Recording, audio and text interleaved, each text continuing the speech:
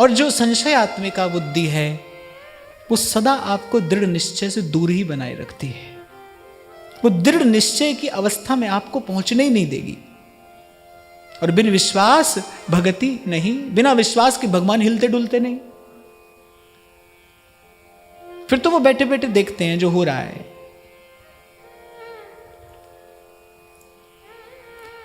तो सबसे पहले कहा जो जो बहिर्मुखी है, स्वार्थी है, बहुजल्पिका, मिथ्या का चिंतन और मिथ्या प्रलाप करने वाली है। और फिर कहा शूराच ग्रह कृत्येषु, ये एक गुण बता रहे हैं उसका, माने अपना काम बनाने में बड़ी निपुण है। जो संशयात्मिका बुद्धि है बोले वो अपना स्वार्थ साधने में बड़ी निपुण है।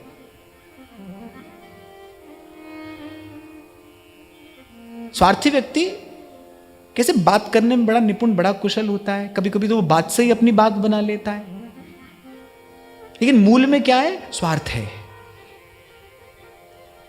तो कहा शूराच ग्रह कृत्येषु, फिर कहा कृपण है। जो संशयात्मिका बुद्धि होगी वो कभी उदार नहीं होगी, कृपण होगी। कृपण माने जो लेते समय सब कुछ चाहे कि मुझे सब मिल जाए, और देते समय उसकी वृत्ति बड़ी संकुचित हो जाए। क्षमा करना, जीव की दशा क्या है, कैसी है? वो धर्म का पालन नहीं करना चाहता है, लेकिन धर्म का फल चाहता है। सुख क्या है? अगर हम संसार के सुख की भी, लौकिक सुख की भी बात करें तो वो भी धर्म पालन का ही तो फल है, धर्म पालन का ही तो परिणाम है। जीव धर्म का पालन नहीं करना चाहता है, लेकिन धर्म का सुफल जो है वो चाहता है। देना कुछ नहीं चाहता है। कृपण का जो सीधा सीधा सा अर्थ है ना, वो होता है कंजूस, माने जो दे न सके, जिसकी वृत्ति बड़ी संकुचित हो, दे न सके। और एक और बात मैं आपको बताऊं, ऐसे जीवन से दुर्गंध आती है।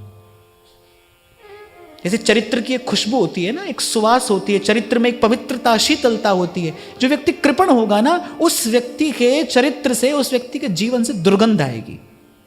पानी बहेगा भाई, तभी वो स्वच्छ और पवित्र है। जल पवित्र करने वाला है, लेकिन कब पवित्र करने वाला है? जब वो प्रवाहमान है।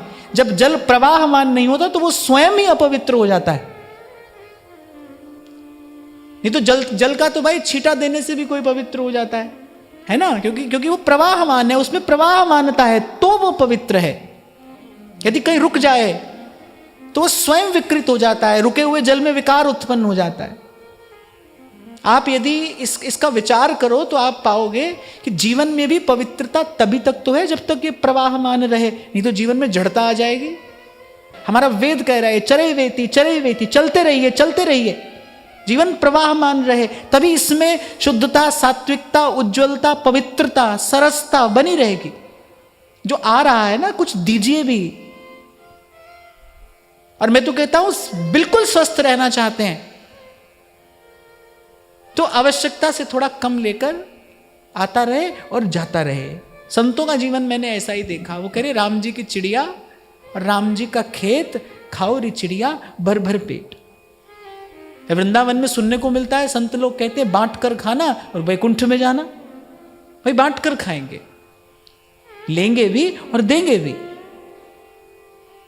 हाँ, साधारण व्यक्ति क्या होता है, वो कहता है भाई बहुत लूंगा थोड़ा दूंगा। और जो बिल्कुल स्वार्थी है वो कहेगा मैं तो सिर्फ लूंगा, दूंगा नहीं। और साधु क्या करता है, वो कहते थोड़ा सा लूंगा लेकिन प्रयास करूंगा बहुत दे दूं, मैं थोड़ा लेकर बहुत दे दूं। लेता तो साधु भी है, उसको भी लेना है। आपको स्मरण हो, पूर्व में कभी चर्चा में मैंने कहा था भाई लेना देना संसार का नियम है, और प्रभु भी इस नियम का आदर करते हैं। वो भी कहते हैं खाली हाथ मत आओ हमारे पास, पत्रम पुष्पम फलम तोयम, तुलसी दली ले आओ, एक पुष्प ही ले आओ, चुल्लू भर जली हमको दे दो, पर कुछ दो हमको। माने ये संसार की व्यवस्था का सम्मान है, ये संसार की व्यवस्था का सम्मान है। गुरुजनों को कुछ देना नहीं होता, ये तो गुरुजनों का सम्मान होता है। साधु को कुछ देना नहीं है, तो उसकी साधुता का सम्मान है।